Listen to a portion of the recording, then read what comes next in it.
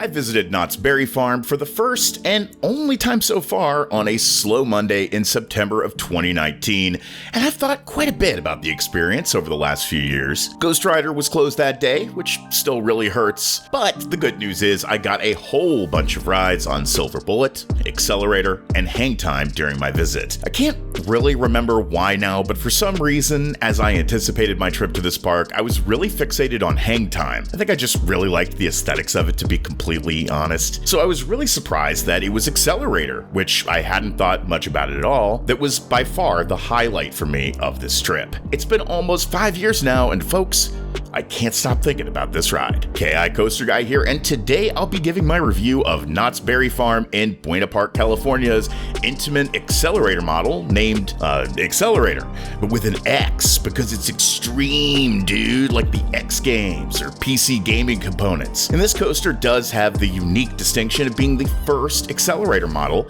and the first roller coaster to be powered by a hydraulic launch. Set to open in May 2002, it was actually delayed until June 22nd of that year, so for those of you angry about Top Thrill 2, launch coasters, especially big crazy ones, do have a storied history of these kinds of delays. Anyway, with that, let's get into it. Now, since I am an Ohioan and occasional Cedar Point goer, you may be wondering why I'd be so impressed with Xcelerator when at one point I had Top Thrill Dragster some 3 hours north of my backyard. And that's a really good question. I loved Top Thrill Dragster, and I think it provided a unique experience with its insane launch, and even though I love the ride experience of Top Thrill 2, and even prefer it to the original ride, I'm genuinely sad that the experience of the original 0 to allegedly 120 mile per hour hydraulic launch is gone. By the way, yes, as I alluded to, at the time I'm posting this, Top Thrill 2 is sort of a big controversy right now, having been closed very early on in the 2024 season for modifications. I'm sort of operating under the assumption everything is going to be fine in the end, which it almost certainly will, and I really did enjoy the ride. But even before Dragster closed, I preferred the launch on Accelerator to its. I really don't know why, though I have some theories. When riding Top Thrill Dragster, the way I remember it was just an intense burst of speed and oppressive wind in your face, and before you know it, you're scrambling to get out of your seat to let the next riders on. The ride just felt incredibly short. With Accelerator, the launch just feels longer somehow, at least to me. It's not though, is the crazy thing. You're actually accelerating a couple of seconds longer on the original Dragster from what I was able to time from POVs, so I wonder if it's a sensory thing where your brain just has an easier time interpreting what's happening to you or something, and since that might be complete bullshit, I've also heard other people express it may have something to do with launching right from the station for some reason. The point is, I don't really know why, but to me, Accelerator's launch was just somehow more satisfying than the one on Dragster. I mainly feel comfortable sharing that because I know I'm not alone there, otherwise I might just assume I was insane. When Accelerator closed just a short while after Top Thrill Dragster did following its infamous accident in 2021, I felt this anxiety in the pit of my stomach, thinking for sure that we had all ridden it the way it was for the very last time. But fortunately, late last year, Knott's Berry Farm reopened the coaster with the hydraulic launch intact, which I honestly could not be happier about. And as much as I love the experience Zamperella's Top Thrill 2 provides, I really want to see this one preserved in its original form for many years to come, especially as hydraulic launch coasters appear to be headed the way of the dodo. Anyway, let's talk a little bit more about the actual coaster itself. So to begin with, when I wrote it, it had this teal and pink color scheme, and honestly, even though it was obvious the coaster was sun faded, it kind of had this whole vaporwave vibe that I was really into. They've since repainted it, which is fine and looks good, but I really don't think they had to do it. The aesthetics of that coaster with the sun faded pastels really did feel appropriate for Southern California, but in any case, that's why it's going to look different in some of this footage. Like most Cedar Fair coasters from around the time when this was built, theming isn't really a major part of this ride, so much so that I didn't even think to write about it until well into making this video, but in fact, the coaster does have a theme, and it's cars that go vroom. The trains are made to look like 1957 Chevys, and that's really about it for the theming, but they are neat trains. So as I mentioned, I was there when the park was dead, but that didn't stop me from noticing how long the queue is for this ride. I imagine it can become quite the wait, especially considering it was running one train when I was there, and I'm told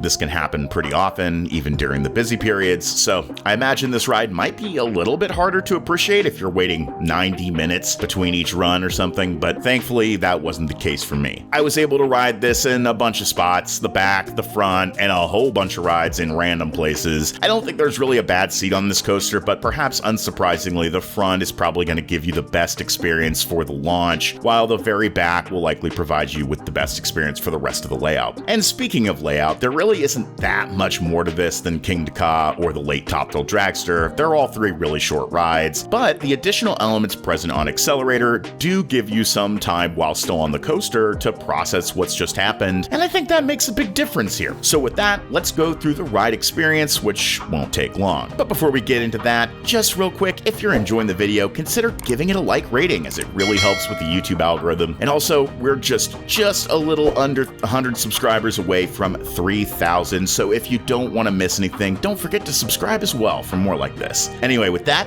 let's get back into it. So as you work your way through the queue, there is, or I guess I should say there was, a section cordoned off for people waiting for a front row ride. I'm sure people in the comments will let me know if that's still there or not, but if so, that's good, because this is definitely a coaster I'd recommend waiting a little extra time in order to get a ride in the front row at least once. But as I mentioned earlier, if you're impatient, there really isn't a bad seat on this from what I could tell, so it's not worth worrying about too much, especially if you're someone who doesn't care and just wants to ride the damn thing. So first, let's just quickly talk stats. Accelerator has 2,202 feet of track, a height of 205 feet at the top hat, a reported top speed of 82 miles per hour, and for some reason, RCDB and other sources online have this with a ride duration of 1 minute and 2 seconds. I don't know where they're getting that from, it's not correct. While timing the POV, I'm getting a lot closer to around 30 seconds from launch to stop, so it's not a long ride. As with other coasters of this type, you'll start in front of a structure with racing lights. Everyone calls this a Christmas tree, which has caused more than a little bit of confusion for me as someone who doesn't really know much about drag racing. But unlike other coasters of this type, you do launch right out of the station, which does amp up the emotional climate in there. As is tradition for this model, you sit and wait while the lights change, which adds a wonderful sense of tension to these rides. Once the light turns green and you go, like any good launch, it's a total assault on the senses, but there was definitely still enough bandwidth left to think, damn, that's a good launch. And it really is, as you go screaming towards that 205-foot top hat, watching it become closer and closer at what feels like ludicrous speed.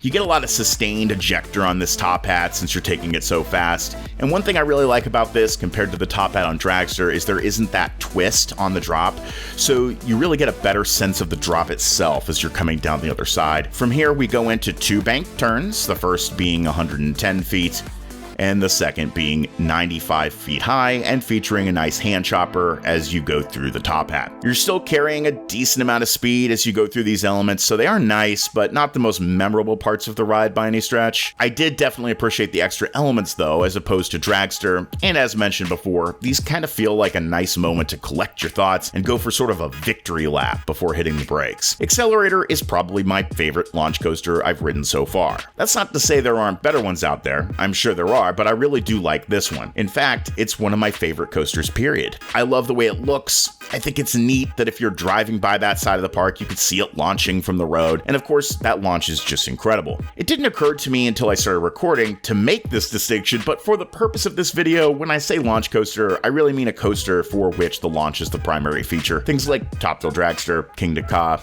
Stealth at Thorpe Park, Red Force, Max Force, and I even argue Montezuma's Revenge fits into that category, as opposed to coasters that feature a launch but have a lot more going on, like Maverick, Velocicoaster, Copperhead Copperhead Strike, etc. Actually, I'd still put Accelerator over Copperhead Strike, as much as I do like that ride, but you get the idea, I hope. As integral to the ride as the launches on Maverick are, there's just so much more to like about it, so I still prefer it to Accelerator. Same with Pantheon, and I'm sure Velocicoaster, though I haven't ridden it. I've predicted on this channel in the past that I believe Accelerator's hydraulic launch will eventually be replaced with an LSM launch instead. Yes, that is totally possible, even without adding a swing launch. I won't go into that here because I did an entire video about Accelerator where I went over this in detail. If you want to know more, I'll put a link to that video and a card on the screen if you want to check it out. I really do hope I'm wrong about that being in this ride's future, but realistically, I think it's only a matter of time. Hydraulic launch coasters aren't really being produced any longer, so it seems likely stock on parts is very low, and in general, Intamin is not known for keeping lots of parts for their rides in inventory, so when parts of these launches fail, it's expensive and takes a really long time to get them back up and running again. You don't need to look any further than this very ride's most recent extended downtime to see that that's the case. My advice would be to ride this while you can, if you can, because it really is a special coaster in my opinion. But I want to know what you guys think. If you've been on Accelerator, how high does it rank for you? If you haven't, is it on your bucket list?